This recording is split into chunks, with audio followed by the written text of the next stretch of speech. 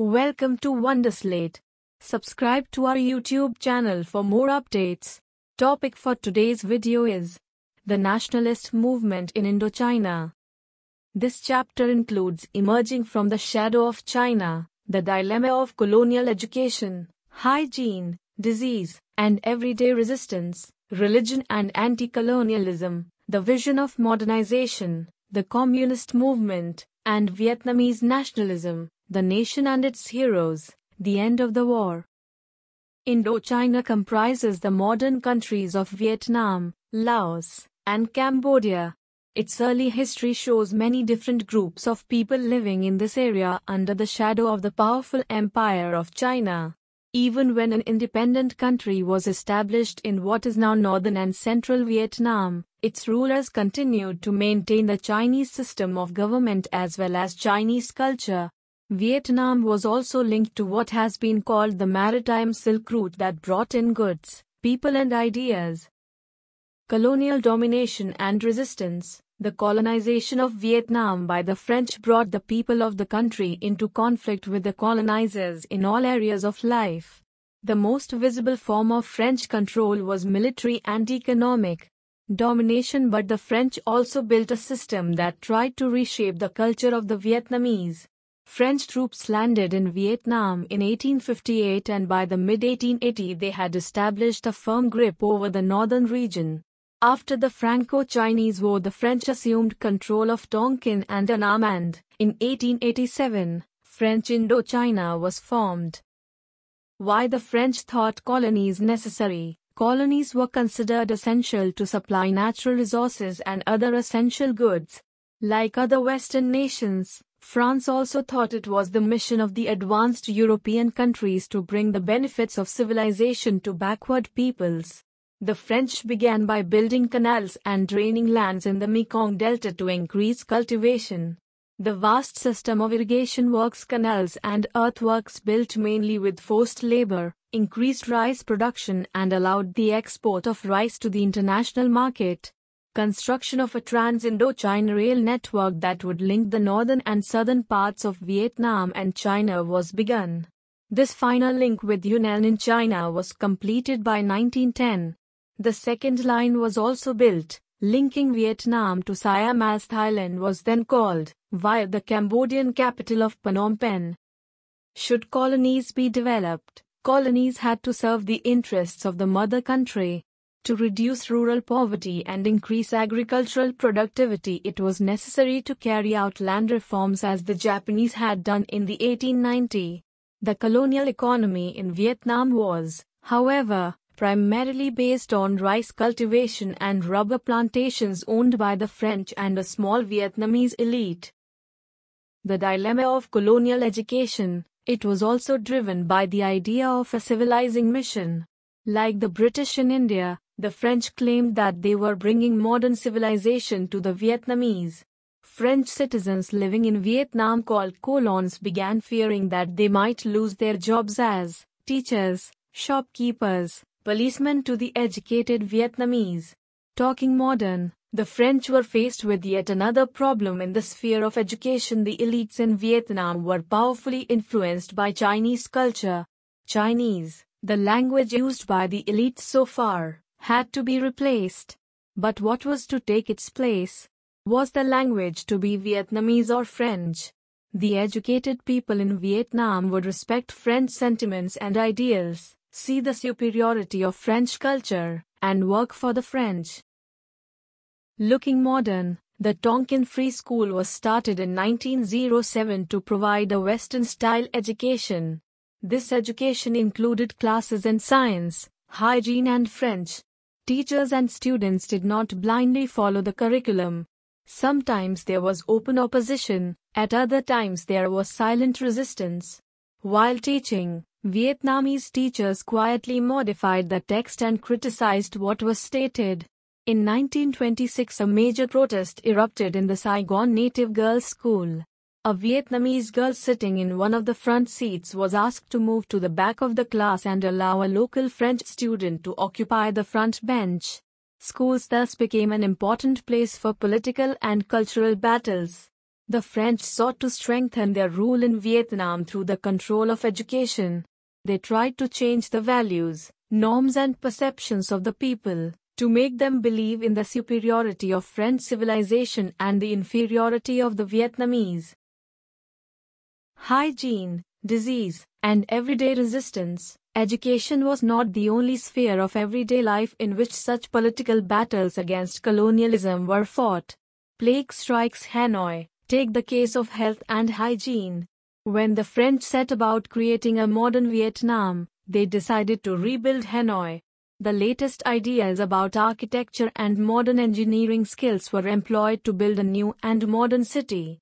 In 1903, the modern part of Hanoi was struck by bubonic plague. The French part of Hanoi was built as a beautiful and clean city with wide avenues and a well-laid-out sewer system, while the native quarter was not provided with any modern facilities. The refuse from the old city drained straight out into the river or, during heavy rains or floods, overflowed into the streets. The rat hunt. To stem this invasion, a rat hunt was started in 1902. The French hired Vietnamese workers and paid them for each rat they caught. Rats began to be caught in thousands. On the 30th of May, for instance, 20,000 were caught, but still there seemed to be no end. Religion and anti-colonialism. Colonial domination was exercised by control over all areas of private and public life. The French occupied Vietnam militarily, but they also sought to reshape social and cultural life. Vietnam's religious beliefs were a mixture of Buddhism, Confucianism and local practices. Christianity, introduced by French missionaries, was intolerant of this easygoing attitude and viewed the Vietnamese tendency to revere the supernatural as something to be corrected. The elites in Vietnam were educated in Chinese and Confucianism. But religious beliefs among the peasantry were shaped by a variety of syncretic traditions that combined Buddhism and local beliefs. Hoa Hao. It began in 1939 and gained great popularity in the fertile Mekong Delta area. It drew on religious ideas popular in anti-French uprisings of the 19th century. The founder of Hoa Hao was a man called Hoin Phu So. He performed miracles and helped the poor. His criticism against useless expenditure had a wide appeal. He also opposed the sale of child brides, gambling and the use of alcohol and opium. The Vision of Modernization. French colonialism was resisted at many levels and in various forms. Phan Boi Chau met the Chinese reformer Liang Qichao from 1873 to 1929 in Yokohama in 1905. Phan's most influential book, The History of the Loss of Vietnam, was written under the strong influence and advice of Qichao. It became a widely read bestseller in Vietnam and China and was even made into a play.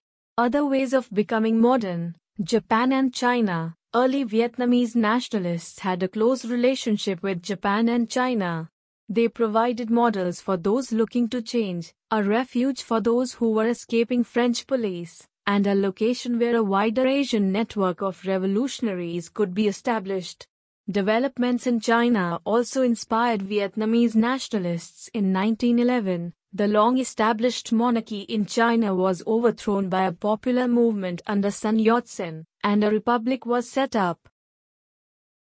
The Communist movement and Vietnamese nationalism. The Great Depression of the 1930s had a profound impact on Vietnam. The prices of rubber and rice fell, leading to rising rural deaths, unemployment and rural uprisings, such as in the provinces of Nay and Ha Tinh. In February 1930, Ho Chi Minh brought together competing nationalist groups to establish the Vietnamese Communist Party, later renamed the Indo-Chinese Communist Party. In 1940, Japan occupied Vietnam, as part of its imperial drive to control Southeast Asia. So nationalists now had to fight against the Japanese as well as the French. The new Republic of Vietnam. The new republic faced a number of challenges. The French tried to regain control by using the Emperor, Bao Dai, as their puppet. Faced with the French offensive, the Viet Minh were forced to retreat to the hills. The entry of the US into the war, U.S. entry into the war marked a new phase that proved costly to the Vietnamese as well as to the Americans from 1965 to 1972. The Ho Chi Minh Trail. The story of the Ho Chi Minh Trail is one way of understanding the nature of the war that the Vietnamese fought against the U.S. The nation and its heroes. Another way of looking at social movements is to see how they affect different groups in society. Women as rebels. Women in Vietnam traditionally enjoyed greater equality than in China, particularly among the lower classes, but they had only limited freedom to determine their future and played no role in public life. Heroes of past times. Rebel women of the past were similarly celebrated. In 1913, the nationalist Phan Boi Cho wrote a play based on the lives of the Trung sisters who had fought against Chinese domination. Women as warriors. In the 1960s, photographs in magazines and journals showed women as brave fighters. Women were represented not only as warriors but also as workers. They were shown with a rifle in one hand and a hammer in the other. Women in times of peace. By the 1970s, as peace talks began to get underway and the end of the war seemed near, women were no longer represented as warriors. The end of the war. The prolongation of the war created strong reactions even within the U.S. It was clear that the U.S. had failed to achieve its objectives. The Vietnamese resistance had not been crushed. In the meantime, thousands of young U.S. soldiers had lost their lives, and countless Vietnamese civilians had been killed. This was a war that has been called the First Television War. The government policy strengthened moves to negotiate an end to the war. A peace settlement was signed in Paris in January 1974. This ended conflict with the US, but fighting between the Saigon regime and the NLF continued. We are discussed in this chapter emerging from the shadow of China. Indochina comprises the modern countries of Vietnam, Laos, and Cambodia.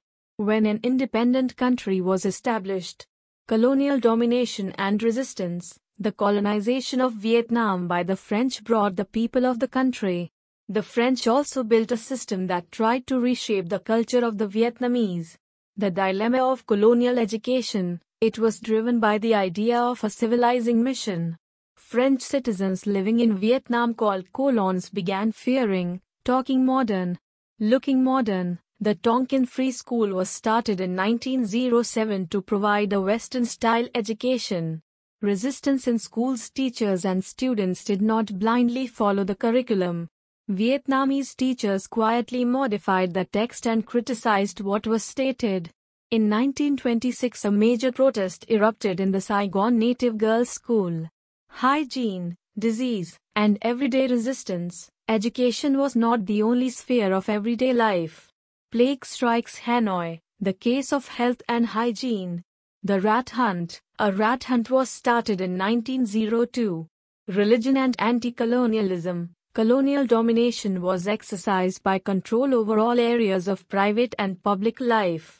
Vietnam's religious beliefs were a mixture of Buddhism, Confucianism and local practices. Hoa Hao began in 1939. The founder of Hoa Hao was a man called Hoin Phu So. The Vision of Modernization. French colonialism was resisted at many levels and in various forms. Phan Boi Cho met the Chinese reformer Liang Qichao from 1873 to 1929 in Yokohama in 1905. Other ways of becoming modern. Japan and China. Developments in China also inspired Vietnamese nationalists in 1911. The Communist movement and Vietnamese nationalism. The Great Depression of the 1930s had a profound impact on Vietnam. The new Republic of Vietnam. The new republic faced a number of challenges. U.S. entry into the war. Vietnamese and Americans from 1965 to 1972. The Ho Chi Minh Trail.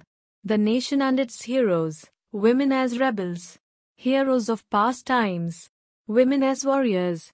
Women were represented not only as warriors but also as workers. Women in times of peace. The end of the war. U.S. had failed to achieve its objectives. The Vietnamese resistance had not been crushed. The end of the war was called the First Television War.